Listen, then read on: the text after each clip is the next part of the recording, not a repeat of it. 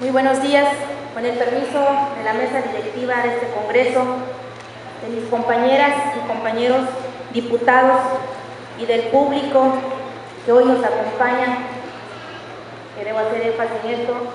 Esta es su casa y son ustedes bienvenidos. Gracias. Me permitiré, a nombre del Grupo Parlamentario del PRD, dar un posicionamiento en torno a esta reforma que nos enviara hace unos días la Cámara de Senadores de la República en relación al artículo 24 de la Constitución Política de los Estados Unidos Mexicanos. Y comenzaré diciendo que la libertad religiosa en México, sin duda alguna, ha sido uno de los más grandes logros que se han conseguido y que se han consolidado a lo largo de nuestra historia. Una historia que todos lo entendemos así, ha sido forjada y formada con lucha, con batallas, con sangre y con vidas. En nuestra república, la libertad de credo la tenemos garantizada desde 1857. La libertad religiosa se consagra en nuestra Carta Magna desde 1917 y aún con las últimas reformas que hubieron en 1992 han prevalecido hasta nuestros días. Pero el pasado 15 de diciembre del 2011 ingresó a la Cámara de Diputados una iniciativa de ley que reforma el artículo 24 constitucional. Una iniciativa, por demás, calificada así como retrógrada y disfuncional, que en aras, porque esta fue la intención, quiero pensarlo así, en aras de estar a la par con los tratados internacionales que ha firmado México, y para ser específica en este caso con el Pacto de San José, se está atentando contra el Estado laico de nuestro país. Hoy en México tenemos que reconocer que no existe división alguna por causas religiosas, que tenemos también que reconocer que todos los mexicanos estamos protegidos de garantías que nos permiten hacer uso y gozar el pleno derecho al accesar a una libertad religiosa. El artículo 24 constitucional debe de entenderse así, no requiere modificación alguna. En los términos en los que se conserva actualmente dicho artículo, es más que claro y equilibrado. Si hasta nuestros días, porque esta es la pregunta hacia las cámaras que nos enviaron esto, hoy México ha podido vivir sin división religiosa y en un estado de ánimo en el que tenemos cabida a todas y todos, ¿por qué la intención de modificar y alterar dicho artículo? Contrario a esto, la minuta que nos envió la Cámara de Senadores en su texto incluye una terminología confusa y también ambigua. Y me voy a permitir citar algunas fracciones de cómo se encuentra el texto actualmente y cómo la minuta pretendía o pretende que se modifique.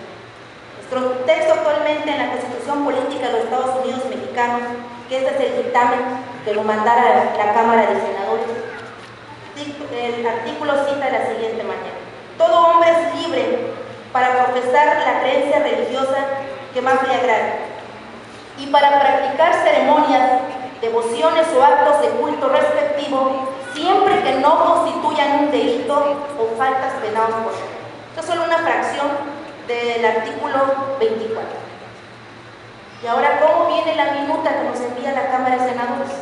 Dice de la siguiente manera: el artículo 24, toda persona tiene derecho a la libertad de convicciones éticas, de conciencia y de religión. Hasta ahí me voy a detener en la minuta que ha sido enviada a este pleno deliberativo. ¿Cuál fue la intención de hacer la modificación de este artículo? Lo dije al principio, ponerlos a la par, porque eso es sano, de los tratados internacionales que ha firmado nuestro país. Y me dice referencia del Pacto de San José. ¿Pero qué dice el Pacto de San José en su artículo 12, donde habla de la libertad de conciencia y de religión? Con el permiso de los compañeros legisladores, me permitiré leer solamente una parte. Toda persona tiene derecho a a la libertad de conciencia y de religión. Este derecho implica la libertad de conservar su religión o sus creencias. Si ustedes pusieron atención en cómo viene la minuta del Senado cuando dice convicciones éticas, el Pacto de San José en ningún momento se está la intención de ponernos a la par con este pacto que firmara nuestro país, menciona tal tema. Entonces, ahí empieza la primera anomalía de esta iniciativa de reforma. Y vamos a hablar un poquito de qué se puede entender por la libertad de convicciones éticas, porque es ahí donde se crea la confusión y la ambigüedad de este artículo hoy presentado en forma de dictamen a este pleno. La libertad de convicciones éticas encuentra su fundamentación en la libertad de pensamiento, cuya protección se encuentra ya establecida en nuestra Constitución política en el artículo 6º constitucional, que prohíbe, salvo casos excepcionales, cualquier investigación judicial o administrativa por la exteriorización de las ideas. Aquí ubican las convicciones éticas.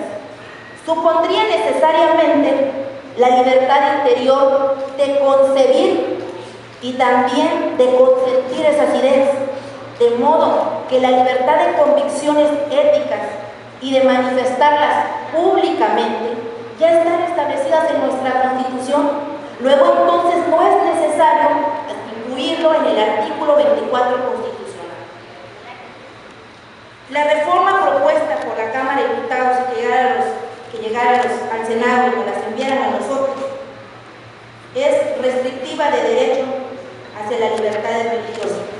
Hago un llamado a los quintanarroenses para que de verdad en aras de construir y fortalecer un Estado laico, fortalezcamos las instituciones y las direcciones encargadas de sostener también una relación con los grupos religiosos, con los grupos que pueden o no pueden creer en alguna religión, se fortalezca esa relación. Y también un llamado a que toda actividad que se realice en lo público y en lo privado sí se sujete a las leyes a las que hoy estamos todos obligados a respetar. Es cuanto. Muchísimas gracias.